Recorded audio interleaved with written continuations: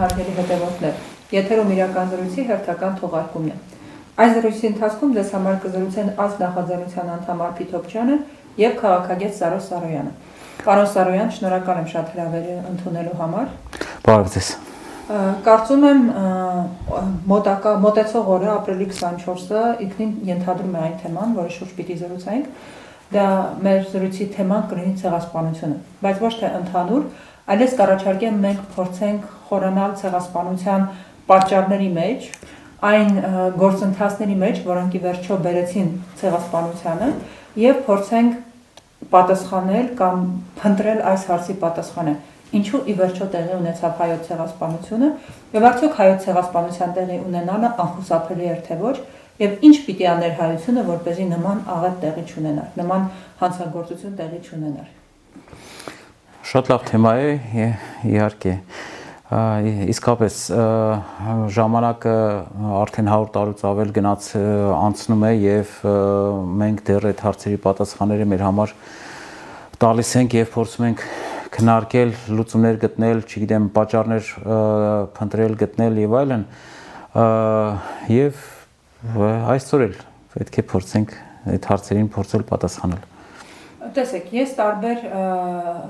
մոտեցումներ եմ տեսել, հիմնականում գնահատականների մեծ մասը ինձ չեն բավարարել, որովհետև դրանք բավականին մակերեսային եւ բավականին էմոցիոնալ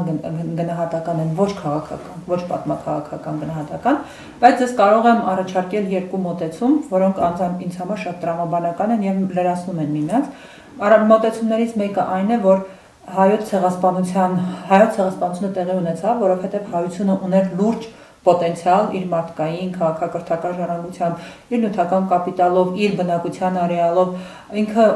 ուներ լուրջ պոտենցիալ հետագայում դառնալ լուրջ քաղաքական սուբյեկտ, եւ դա բազմաթիվ, այսպես ասեմ, ուժային կենտրոնների շահերից չէր բխում։ Եվ երկրորդ այսպես լրացնող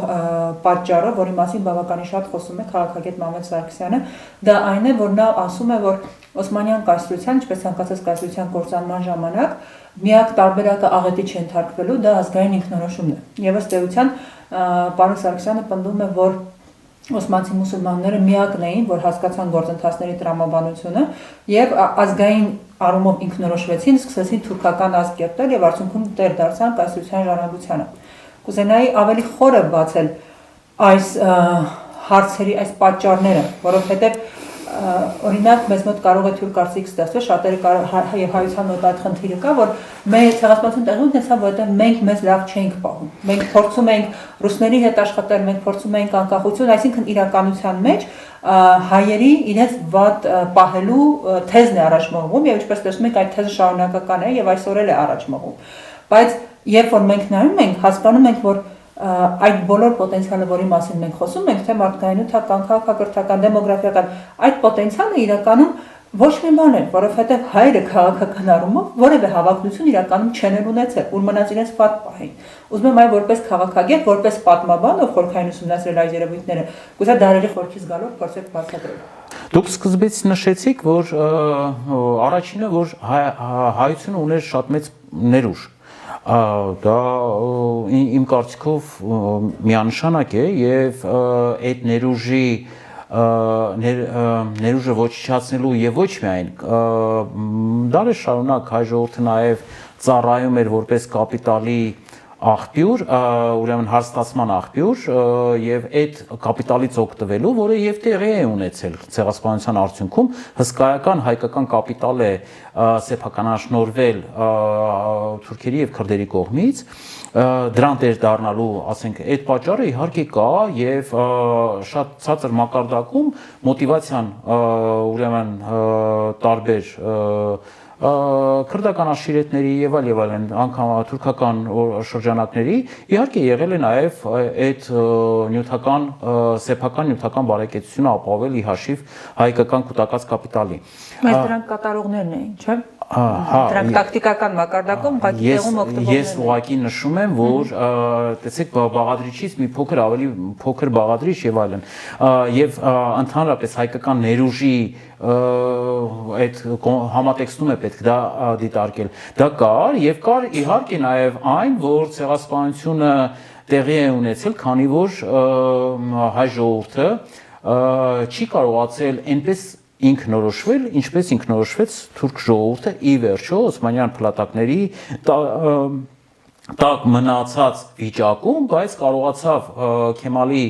բարձրացրած հեղափոխական, այսպես ասած, գործունեության ուրեմն միջոցով, ճանապարհով կերտել նոր քաղաքական ազգ։ Հիմա այդ երկուսը իրար հետ ուղղակի փոխկապակցված են եւ ես այստեղ երբ որ դուք նշում եք որ կա սա եւ կա նա, այստեղ որևէ բան չեմ տեսնում,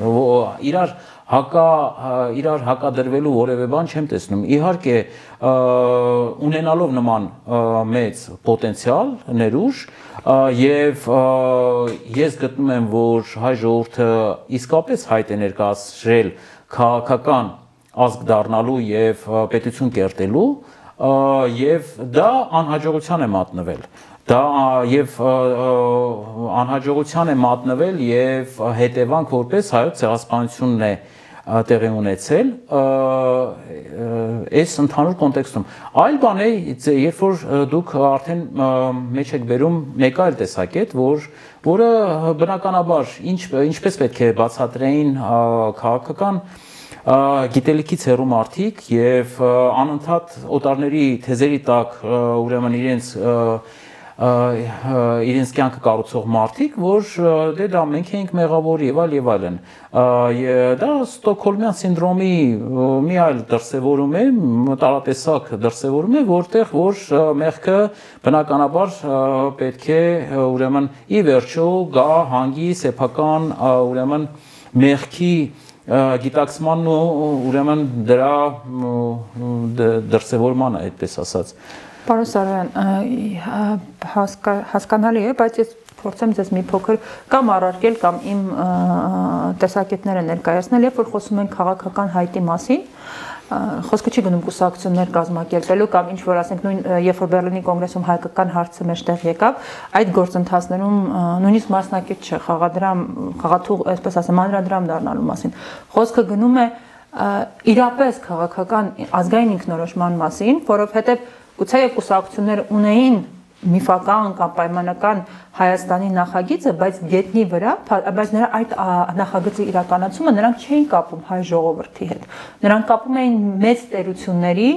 այսպես ասեմ, ծառայություններ մատուցելու եւ նույնիսկ անհասկանալի ժամկետները, այսինքն գետնի վրա իրական գործընթացները մեծ հաշվով որևէ կապ չունեին այն քաղաքական գործընթացների հետ, որին մասնակցում էին հայկական կուսակցությունները։ Եվ հենց այս տեսակետից եմ ասում, որ երբ որ մենք նայում ենք, ասենք, հայ մեծահարուստների պահվածքին, եթե մենք փորձենք անալոգ տանել դեպի էլի հրեաները, որ այդքան շատ ենք սիրում, երբ որ մենք նայում ենք մեր մտավորական պահվածքին, ռեալ քաղաքական նախագիծ հստակ գետնի վրա, համենայն դեպս իմ պատկերացմամբ ես չեմ տեսնում եւ կարծում եմ որ ցեղասպանության տեղի ունենալու պատճառը հենց արդյունքը պատճառներից մեկը դա էր որ գետնի վրա ռեալ քաղաքական նախագիծ չկար կար մեծ տերությունների խաղերում տեղավորվելու եւ նրանց շահերը այս կամ այն ձևով սպասարկելու նախագիծ եւ ինձ համար օրինակ այսպես ասեմ, եթե իրապես ազգային պետական նախագիծ լիներ, ես կարծում եմ, որ 1908 թվականին հայ քաղաքական կուսակցությունները պիտի այլ դիրքորոշում որդեգրեին, այլ ոչ թե հավատային, որ Օսմանյան կայսրությունը կարող է այսպես բարեփոխման ճանապարհով գնալ եւ այլն։ Ինձ համար գետնի վրա իրողությունները կամ նույնիսկ եթե 1908 թվականին ինչ-ինչ, այսպես ասեմ, հույսեր կային, ինչը քաղաքական կատեգորիա չէ, 1909 թվականում Ադանայում տեղ ունեցածը պիտի որ սթափեցներ։ Հենց այս տեսակետից ինձ համար ես ասում եմ, որ մենք իրապես քաղաքական հայտ չենք ներկայացրել գետնի վրա եւ դա ամենակարևորը չենք փորձել ամրապնդել սեփական ուժով։ Մենք մեր հույսը դրել ենք ուրիշների վրա, օտարների վրա եւ խաղալիք ենք դարձել նրանց ձեռքին։ Ընդհանրապես մոտեցման հարց է, ես գտնում եմ, որ հենց ձեր նշած ուրեմն փաստերը առաջին հերթին կուսակցությունների ստեղծման եւ կուսակցությունների ստեղծման միջոցով նաեւ որոշակի ուրեմն Արմենիան Հայաստանի ազատագրման, նաեւ պետության, ինքնիշխանության, թեկուզ ինքնուրույն ուրեմն թեկուզ ռուսական կայսրության կազմում եւ այլն դրանք բոլորը էլի քաղաքական հայտեր են։ Այլ բան է որ դուք դրանք քաղաքական հայտ չեք դիտարկում, բայց իմ կարծիքով դա անգամ նման կարգի քաղաքական տեղաշարժեր իրականացնել տարածաշրջանում հայկական էթնիկ տարի միջոցով, դրանք արդեն ուրեմն այն ձևավորված ուրեմն քաղաքական ճարտարապետությունը որ կար կամ այն ինչ որ ուրիշներ ուրեմն նախագծում էին, դրանք պետք է արդեն որոշակի հակասության մեջ մտնեին եղածների հետ եւ այս հարցում է որ ես ընդամենը տեսեք մոտեցման հարց է դիտարկել արդյոք հայտ էր կուսակցությունների ստեղծում 1880-ական թվականներին թե հայտ չէր իմ կարծիքով դա հայտ էր ուրիշ բան որ դուք ճիշտ եք նշում այդ հայտը որքանով հաջող ի վիճակի էր հաջողել իհարկե չէր կարող հաջողել եւ չէր կարող հաջողել հենց Մամեդ Սարգսյանի նշած կարևոր գործոնի բացակայության պատճառով, երբ որ ինքնորոշվողներ չկային են ինքնորոշվողները, ովքեր կարող էին նման հայտ ներկայացնել սեփական ուժերի վրա միայն ուրեմն խաղադրույք կատարելու եւ փորձելու համար աշխարհին ապացուցել, որ իրենց ընտրած ճանապարհը կյանքի մահվան ուրեմն այդ շատ նեղ կածանով արահետով անցնելու ճանապարհը պատրաստ է հայ ժողովուրդը անցնել եւ նվաճել իր անկախությունը։ Իհարկե այդ ինքնորոշումը չկար եւ բնականաբար այն հայտը որ կար այդ ուրեմն շատ թերի հայտը, որտեղ որ ընդամենը միջև օրս շարունակվում է այդ հայտը անընդհատ փորձել դասավորվել, ուրեմն հարմարվել արտաքին պայմաններին եւ փորձել մուրալ կարելի ասել ուրեմն սեփական ազատությունը այլոց ուրեմն նախագծերում տեսնել ուրեմն այլոց նախագծերում սեփական շահը եւ այդտեղ փորձել ուրեմն կայանալ դա բնականաբար կարող է ինչ որ ժամանակահատվածում կամ ինչ որ դետալներից ելնելով ինչ որ օգուտ տված լինի, բայց մեծ հաշվով չի կարող երկարատև օգուտ ունենալ, որովհետև ի վերջո գծագրողները իրենք իրենց շահերից են շարժվում եւ իրենք թե քեզ ինչպես են օգտագործելու իրենց խնդիրը դա է օգտագործվելու խնդիր է արդեն դառնում դու օգտագործում ես այլոց նախագծերում հայ ժողովուրդը իհարկե չի ունեցել այն աշյանի ձևակերպված քաղաքական ծրագիր, որը ուրեմն հայ ժողովրդի մեծ մասին ոտքի կկանգնեցներ եւ անկախության համար պայքար այդ դրոշը բարձած հայ ժողովուրդը առաջ կգնար։ Բնականաբար բոլորը դրան չէին կարող մասնակցել, բայց ամեն դեպքում այդ որակյալ մեծամասնության խնդիր կա, այդ որակյալ մեծամասնությունը երբեք չի եղել։ Եվ այո, ուրեմն այն գործընթացները, որոնք կային Օսմանյան կայսրության փլուզման հետ կապված, տարբեր խաղացողների եւ ակնհայտ էր, որ Օսմանյան կայսրությունը այլևս ի վիճակի չի մի նոր պատերազմի ժամանակ պահպանել իր տարածքային ամբողջականությունը եւ նա փլուզվելու ճանապարհն է որդեգրելու դա ակնհայտ էր արդեն 19-րդ դարի վերջում ուրեմն միանշանակ էր եւ այդ շրջանում փորձել այդ նայել թե ուրիշ ինչ նախագծեր կան եւ ովքեր կարող են իրենց նախագծերի մեջ ներառել նաեւ հայկական հարցի լուծումը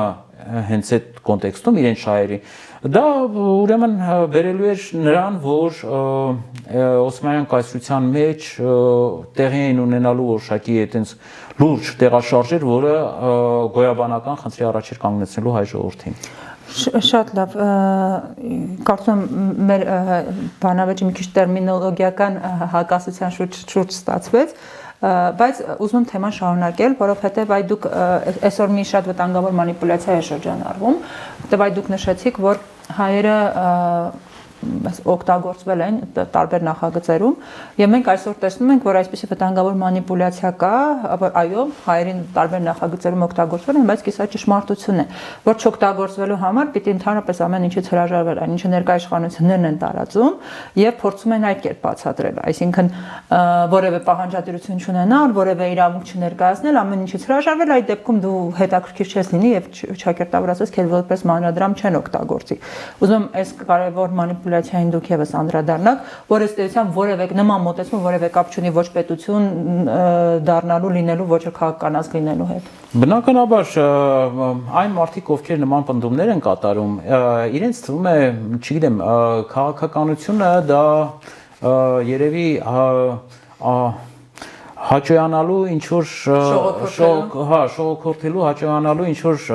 կատարյալ մի ձև է ընդհանրապես եւ կարելի է այդպես կյանք կառուցել այդ թվում խմբային կյանք կառուցել հիմա բայց աշխարհում բնականաբար այդպիսի բան չկա այն ինչ որ դուք նշում եք իհարկե որպես հետևանք ցեղասպանությունը նաեւ բերել է որոշակի շրջանակների այնպիսի արատավոր գիտակցության իբրև թե նման պարագայում շատ ավելի լավ կլիներ որ հայերը ոչինչ էլ չձեռնարկեին եւ այդպես ավելի ուրեմն Օսմանյան կայսրության փլուզման արդյունքում շատ ավելի ոչ միայն քիչ կտուժեին այլ ձեռք կբերեին ինչ որ այլ բան բայց ոչ մի դա այդպես չի լինում աշխարհում Ավելին մենք կարող ենք հակափաստարկը ցույց տալ լոկալ մակարդակով որ այն հայկական այն շրջաններ ովքեր դիմեցին ինքնապաշտպանության նրանք շատ ավելի քիչ կորուստներ կրեցին քան նրանք ովքեր որևէ բան չձեռնարկեցին Դա միշտ պատմության մեջ արդարացված եւ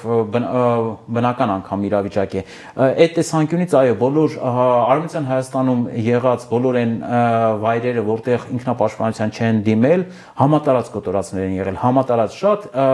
ուրեմն փրկվածների թիվը հասնում է տասնյակների ընդհանրապես բայց այնտեղ որտեղ որ շատ մեծ ինքնապաշտպանական մարտեր են մղվել դրա փրկվածների թիվը ոչ թե հարյուրներով հաշվում այլ հազարներով է հաշվում եւ տասնյակ հազարներով է հաշվում եւ այդ տեսանկյունից միանշանակ է որ դիմադրությունը լավագույն ճանապարհն է ինքնապաշտպանության եւ ինքնապահպանության Կորուստները ինքնապահպանության լավագույն ճանապարհն է։ Հիմա վերադառնալով այն թեզին, թե ես ուզում եմ ուղղակի հետ վերադառնալ ասել, որ հատկապես 1920-ական թվականներից, երբ որ Խորհրդային Հայաստան ձևավորվեց, եւ արդեն ներկա տարածքում Հայաստանի այդ բեռնված գաղթականությամբ եւ նաեւ քաղաքական որոշակի գնահատականներ տալու անհրաժեշտությունից ելնելով մարդիկ սկսեցին ուրեմն փնտրել որոշակի պատասխաններ ընդհանրապես մի քանի տարի առաջ էր որ տեղի էր ունեցել ցեղասպանությունը 5, 6, 7 եւ այլն 20-ական թվականներին կարևոր է այստեղ եւ դրանք փրկություն եկավ խորհրդային միությունը խորհրդային գաղափարախոսությունը խորհրդային գաղափարախոսությունը սկսեց ուրեմն որպիսի նաեւ իր արածը արդարացնի բոլշևիկյան Ռուսաստանի արածը արդարացնի նրանք սկսեցին ուղղակիորեն պետական քաղաքականության մաս դարձնել այնպիսի քարոզչությունը որի հիմնական մեխը նա էր որ հայ ժողովուրդը կարողանա ընդունել սեփական մեղքի չափաբաժինը եւ իր հետ տեղի ունեցածի մեղքը ոչ թե տարածի ուրեմն թուրքերի որոնք դաշնակցային հարաբերությունների մեջ էին այդ ժամանակ գտնվում Ռուսաստանի հետ եւ ոչ եւ առավել եւս ռուսների վրա Ռուսաստանի վրա որոնք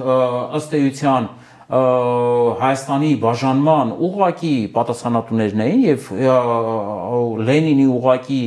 ներգրավվածությամբ, ներգործությամբ էր տեղի ունեցել հայ ժողովրդի գոնե արևելյան Հայաստանի ուրեմն տարածքների բաժան-բաժան անելը,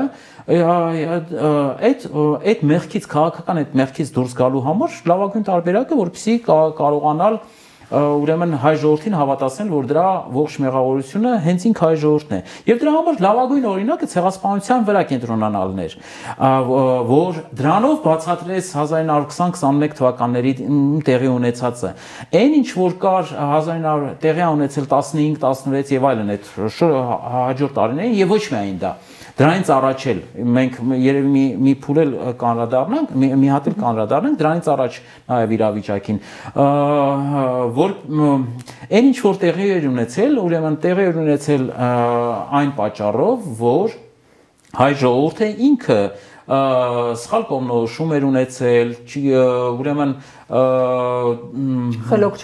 չեր մնացել եւ այլն եւ այդ թեզերը արդեն սկսեցին շատ մեծ տեղ գտնել տվյալ ժամանակաշրջանի այդ մտածողների մոտ, քաղաքական, այսպես ասած, գործիչների եւ այլն,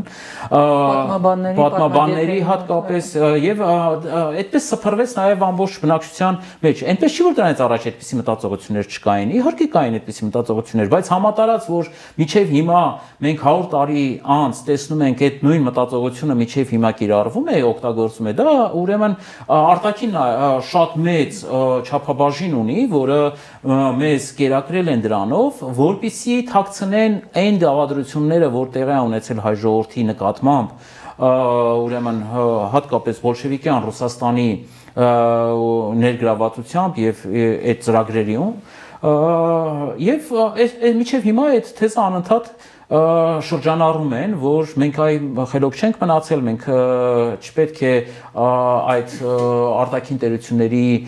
տարբեր խաղերի մեջ ներգրավենք եւ այլն։ Բնականաբար ճիշտ է, որ չպետք է ներգրավել արտաքին տարբեր կայսրությունների խաղերի մեջ, բայց ոչ թե չներգրավեր եւ ոչինչ չաներ, այլ սեփական խաղը պետք է խաղայր։ Այս է որ հիմնական տարբերությունը ելակետային դրույթները ըստ էության կարող են նույնը լինել, բայց թե ինչի է հանգում ի վերջո մարդիկ փորձում են մեկնաբանել, որ դե վատ էինք ապրում Օսմանյան կայսրությունում, բայց ինչի էր մեզ պետք եւ այլն։ Այն դեպքում որ այդ վատ լավ կամ վատ ապրելը դա քաղաքական ազգի կատեգորիա չի, որովհետեւ որպես մարդեակների խումբ կարող ես դու այս կամ այն կայսրության մեջ լավ ապրել։ Հիմա էլ այդ բանաձևը տրված է հայ ժողովրդին, որը վերջի 100 տարվա մեջ շատ լավ կիրառում են, որտեղ խաց այնտեղ կաց։ Գնա այսօր Ամերիկայում, չգիտեմ, Little Armenia-ին կառուցում, չգիտեմ, գնանք այնտեղ որտեղ խաց այնտեղ կաց։ Այսինքն լավ ապրելու այդ բանով, բայց դա քաղաքական չի արդեն։ Դա քո հայրենիքի, քո հողու ջրի եւ քո բնորանի հետ կապված չի։ Այդպես դու կարող ես ասենք գնչուական կյանքով ամեն տեղ էլ գնալ եւ այնտեղ լավ ապրել, բայց քաղաքական ազգը բոլորովին այլ կատեգորիա է, այլ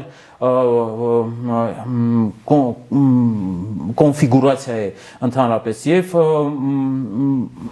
հանրությունները, որոնք հայտ են ներկայացնում, իրանք ուրեմն խնդիր ունեն պայքարելու, առանց պայքարի որևէ բան չի լինում եւ այստեղ արդեն հետ ենք վերադառնում այն բանին, որ երբ որ մենք ասում ենք չպետք է մասնակիցը դառնային այս կամ այն արտաքին ուժի խաղերին, որպես օբյեկտ, դա չի նշանակում, որ ընդհանրապես ոչինչ չպետք է, այլ պետք է սեփական խաղը, այսինքն սեփական խաղն էլ սեփական ինքնորոշման բանաձևը պետք է համատարած տարածվեր եւ սեփական ինքնորոշման համար, այո, հայ ժողովուրդը պետք է նաեւ արյուն թափեր եւ այդ արյուն թափածը 100-ապատիկ կամ 1000-ապատիկ ավելի քիչ էր լինելու, քան այն ինչի այդ կիսա ճանապարհներով փորձելով հարմարվել այս կամ այն օրակարգերի արտաքին օրակարգերի մեջ, փորձել քաղաքական հայտ ներկայացնել, որը վերածվեց աղետի։ Մի քանի լրացում կամ այն ամեն ինչ դուք ասեցիք, առաջին հերթին, որ այդ լավ կամ վատ ապրելու հետ կապված, ուզում եմ մի կարևոր հանգամանք ֆիքսենք, որ որոշ ժամանակ տարբեր կայսրություններում մարդիկ կարող են լավ ապրել, բայց երբ գալիս է կայսրության պատմական ցիկլով գալիս է կայսրության փլուզման ժամանակը, այս ժամանակ նրանք առաջինն են մնում փլատակների տակ։ Այսինքն դա եւ եթե չունես սեփական պետությունը, քո կորուստներն համեմատ ավելի շատ են։ Այսինքն եւ մյուս մանիպուլյացիային էլ անդրադառնանք, որ Օսմանյան կայսրության փլուզումը դա հստակ գործընթաց էր, դա արդեն անվերադարձ գործընթաց էր եւ միակ տարբերակը նրա փլատակների տակ չմնալու իրապես պայքարն էր։ Այսինքն նույնիսկ եթե հայերը իրոք չլիներ հայկական հարցը, իրոք հայկական կուսակցություններ չլինեին, հայերը շարունակեին մնալ որպես զուտ կրոնական կամ ինչ-որ համայնք, միևնույն է, իրենց ունեցած ռեսուրսով նրանք լուրջ խոչընդոտ էին ստեղծվող թուրքական ազգի համար եւ նրանք ենթարկվելու էին բնաջնջման, որովհետեւ այդ ժամանակում լիկվիդացիայի այլ տարբերակ չկար, ըստ էության, այսինքն դա մեզ տրված ընտրություն չէր, դա անխուսափելի պատմական գործընթաց էր, որից խուսափելու ելքը միայն զինված պայքարն էր, գիտակցելը եւ զինված պայքարը, եւ կարող ենք տեսնել, որ իրականում խնդրի միայն Օսմանյան կայսրություն չի, Այսինքն այդ լավ ապրել ինքը շատ ժամանակավոր երևույթ է, գուցե տևի 50 տարի, գուցե տևի 100 տարի, բայց մանավանդ հայերը ենթագիտակցորեն գնում են մեր տերություններ, գնում են կայսրություններ, որոնք ավելի ուժեղ են թվում եւ ավելի ապահով, բայց նման կայսրությունները իրենց թուլացման, քայքայման շրջանում առաջին հերթին հարվածում են հենց նման փոքրամասնություններին, ովքեր առաջին զոհերն են, ովքեր լիովին անպատրաստ են։ Սա նույնիսկ սա ուզեցի ներկայացնել այդ տեսակետից, որ գուցե կան շատ մարդիկ, ովքեր քաղաքական ազգի կարևորությունը չեն հասկանում, այդ կարևոր հանգամանքները չեն ընդունում, բայց ու կենցաղային մակարդակում անգամ նրանք ենթակա են նման ազդեցությունների։ Ես մի քիչ էլ շրջագիծը կմեծացնեմ, որպեսզի ավելի ամրապնդեմ ձեր ներկայացրածը։ Խնդիրը հետևյալի մեջ է, մինչև 19-րդ դարը մինչև 20-րդ դարի սկիզբը ուրեմն բնակչությունը բոլոր քաղաքական իշխանությունների համար տնտեսական գործոն է եղել եւ դա շատ կարեւոր գործոն է եղել առանց դրա հնարավոր չէր որևէ զարգացում ապահովել այդ տեսանկյունից այս կամ այն տեսակի բնակչություն ունենալը պետության կազմում եւ մեծ ծավալի ընդ որում արտադրող եւ տնտեսական բարիք ստեղծող դրա ցանկացած պետության գրավականն էր բայց շատ արդեն 20-րդ դարի սկզբից իրավիճակ փոխվեց եւ որը ներկա ժամանակաշրջանում առավել ընդգծված է ներկա ժամանակաշրջանում ուրեմն այնպես չի որ այդ մեծ բնակչությունները պետություններին շատ պետք են թվում է թե բայց դա մեծ բեռ է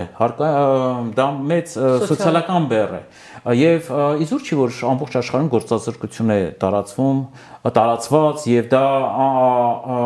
երբեմն անլուծելի թվացող խնդիր է դառնում շատ պետությունների համար տասնյակ ու հարյուրավոր պետությունների համար այսօր գործազրկությունը ինչի որովհետեւ այդ բնակչության զբաղվածության խնդիրը եւ սեփական ընտանիքները պահելու խնդիրը դառնում է պետության հոգացության առարկան եւ իրենք այլ ճանապարհ չունեն իրենք ստիպված են ինչ որ քայլեր ձեռնարկել, որովհետև դա հեղափոխությամբ եւ այլն, ըմբոստությամբ, ապստամբությամբ եւ տարբեր կոնտեքստներում այդ ուժը դեպի ուր ով ոնց կօգտագործի դեպի ուր կտանի, դա հարցի մյուս կողմն է։ Եվ այդ տեսանկյունից ներկա բնակչությունը ուրեմն այն էլ ոչ աշխատունակ բնակչությունը եւ այլն, ծերերը եւ այլն, իրենք այդ բեռից ազատվելու հետ կապված հիմա պատկերացրեք ազգային պետություններ են, որ բեռից են ավելի շատ հակված ազատվելու։ Բնականաբար այն բնակչության այն շերտերից, որոնք իրենց միասնությանը խոչընդոտ են, նրանք եթե մինչև 20-րդ դարը կար որոշակի տնտեսական օգուտի էֆեկտ, այդ ժողովուրդները այո պետք էին կայսրություններին տնտեսական օգուտ ստանալու համար հայ ժողովուրդը պետք էր Օսմանյան կայսրությանը, Իրանին, Պարսկական պետությանը եւ այլն, ռուսական կայսրությանը տնտեսական օգուտ ստանալու համար, բայց հիմա պատկերացրեք, ենթադրենք Օսմանյան կայսրությունը 20-րդ դարում կամ չգիտեմ, ներկա աշխարհում, եթե դու տանող տարը չես Բնականաբար, եթե ինչ-որ մի շերտ պետք է հանվի, որ բեռնազերծվի, ուրեմն դրանք կարող են դառնալ հենց այն շերտերը, որոնք քաղաքական առումով ընդհանրապես պետք չեն, որովհետև եթե տնտեսական օգուտի հարց է, ապա ինքը խնդիր ունի իր տանող ուժի տարի տնտեսական ուրեմն դիրքերը ամրապնդելու եւ նրանց համար այդ ամեն ինչը։ Ես ուզում եմ ասել, որ հիմա էլ 20-րդ դարը, 21-րդ դարում արդեն նման միտումները աշխարհում պետք է լավ հասկանալ եւ երբ որ ասում են ցեղասպանություն չի լինելու եւ այլն, այդ էկզիստենցիալ այդ բաները հակառակը շատ ավելի մեծ վտանգի առաջ են ժողովուրդները տարբեր մոլորակում եղած տարբեր ժողովուրդներ հիմա, քան սրանից 200-300 տարի առաջ, երբ որ նման կարգի խնդիրներ չկար եւ այդ ժողովուրդները պետք էին տնտեսական օգուտի հետ կապված։ Այդ տեսանկյունից պետք է հասկանանք, որ այո, Օսմանյան կայսրության փլուզման շրջանում, երբ որ բնականաբար այդ փլուզումը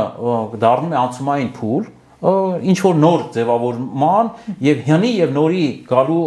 այդ անցումային շրջանն է եւ այդ անցումային շրջանում չեն գործում օրենքները, գործում են վայրի կանոնները եւ այլ վայրի բնության կանոնները եւ այդտեղ արդեն խնդիր ուրեմն ուժեղները կամ քաղաքական գիտակցության